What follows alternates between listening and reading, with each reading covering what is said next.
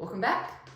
Our next disease process is going to be pneumothorax. Okay, so simple definition, that's when you get air in the pleural space. So we're talking about air between the visceral and parietal pleura, okay? That's a potential space. There's really not anything in it typically except just a little bit of fluid to allow those viscera to slide over each other. But when you start getting air in there, the parietal and visceral layer will separate. Okay, different things can cause that air or the pneumothorax, air in the pleural space. So gas has got to get into that pleural space some way. And so it can be from the lungs through a perforation of the visceral pleura. So sometimes when people are on the vent, pneumothoraces happen, a bleb or a bulli rupture. So that would be then air from the lung itself leaking into the pleural space. But it also can come from the atmosphere through a perforation in the chest wall. Okay, so if somebody has a stab injury and that perforates the parietal pleura, air can enter the atmosphere in that pleural space. Okay, so it can be from a perforation in the chest wall, or rarely through an esophageal fistula or abdominal or perforated abdominal viscus. Okay, when it comes to the MBRC exams, it's going to be through the lungs or from the atmosphere, like in a penetrating lung injury. And then in very rare cases, it can also be from gas-forming organisms in an empyema of the pleural space. But anyway, by and large, all it really is air in the pleural space. So when you have air in the pleural space, that underlying lung is going to collapse. So when we say lung collapse, what we're really meaning is a large amount of atelectasis, because that air creates such pressure on the underlying alveoli that they collapse. So we have a great deal of atelectasis on the affected side. And if we have a tension pneumothorax, hang on, we'll talk about that in a minute. But if we have a tension pneumothorax, you're going to see the chest wall become overexpanded where that area of pneumothorax is. And the bad thing about this is that compresses the great veins. So we're talking about the superior and inferior vena cava get compressed, and that'll decrease venous return and cardiac output. All right, so when we are assessing this patient, if somebody has a pneumothorax, they're going to have an increased heart rate, an increased respiratory rate, and depending on the situation, they can have hypertension, but if it's a tension pneumothorax, they will probably have hypotension. Inspection, you can have cyanosis. The trachea, and this may be should probably be more appropriately under palpation, because when you palpate the trachea, that trachea is going to shift away from the affected area. So if you have a pneumothorax in the right lung, that trachea may deviate away from the right lung or towards the left lung. If you palpate over this area, decreased expansion, because there's air in that pleural space and the underlying alveoli are not able to fill. You may have a decreased fremitus also, because you cannot feel vibrations over air. And then there may or may not be subcutaneous emphysema. So it just depends on the situation that caused it and the patient themselves. If you percuss over the pneumothorax, that's air, so it's going to be hyperresonant.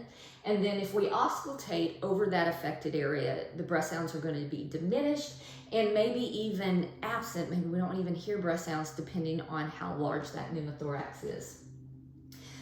When we go to do a secondary assessment, ABGs, depending on the degree of the pneumothorax, you can have acute alveolar hyperventilation with some degree of hypoxemia, but in severe cases, larger pneumothoraces, you can have acute ventilatory failure with hypoxemia.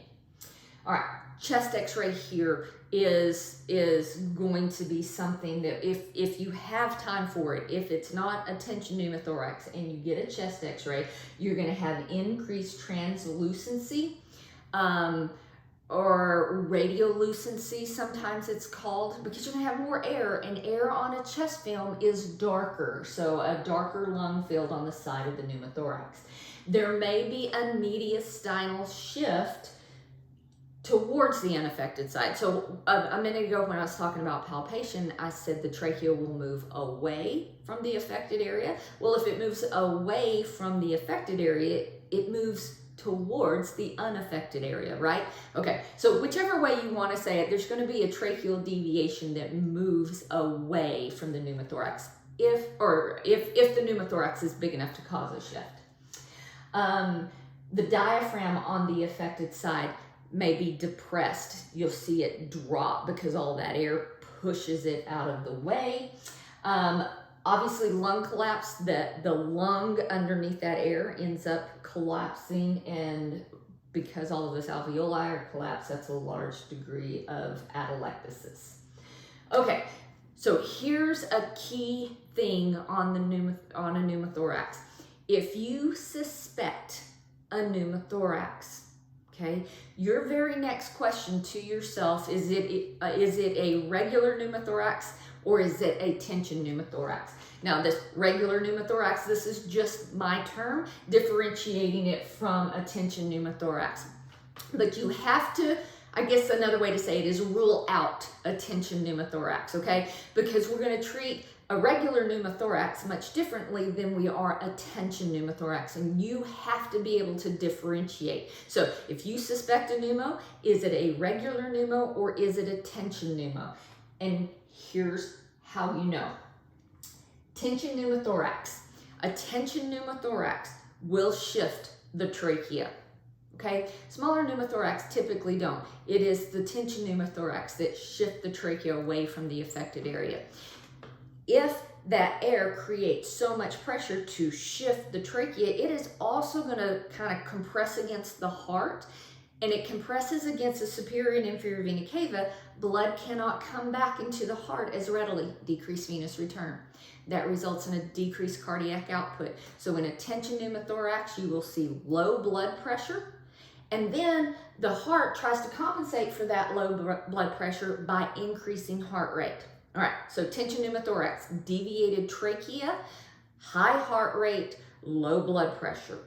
If it is a tension pneumothorax, we are going to do needle decompression. That's where you take a big needle and you put it in the chest to vent that air, okay? So if you have to do needle decompression, that needle is placed in the second intercostal space, mid-clavicular line, and so in the middle of the clavicle, and that just provides a vent so that air can escape into the atmosphere, letting off some of that tension off of the heart. Okay, so treatment, you got to decide if it's regular tension pneumothorax. Regular pneumothorax that are really small, they'll reabsorb on their own over time, okay? The body will take care of itself. That air in that pneumothorax will reabsorb.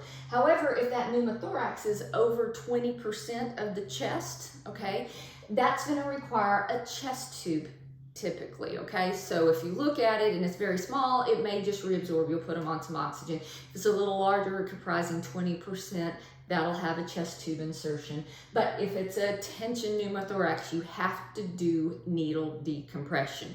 If you wait to get a chest x-ray and put a chest tube in, the patient may go into a life-threatening cardiac dysrhythmia. So tension pneumothorax, immediate needle decompression. After that pressure's been vented, then you'll go back in and put a chest tube. All right, no matter what, a patient's going to need oxygen therapy. All those alveoli are collapsed, so there's going to be some degree of hypoxemia. After the pneumothorax is treated, all those alveoli have to be reinflated. Okay, you've got a great deal of atelectasis. We have to reinflate them.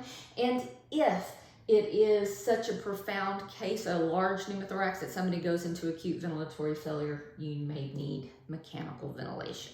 Okay, so again, this is a restrictive disease process, right? It's not CBAPE, so it must be restrictive, and with the amount of atelectasis going on over here, it definitely compromises the alveoli. So, hope this has helped. See you soon.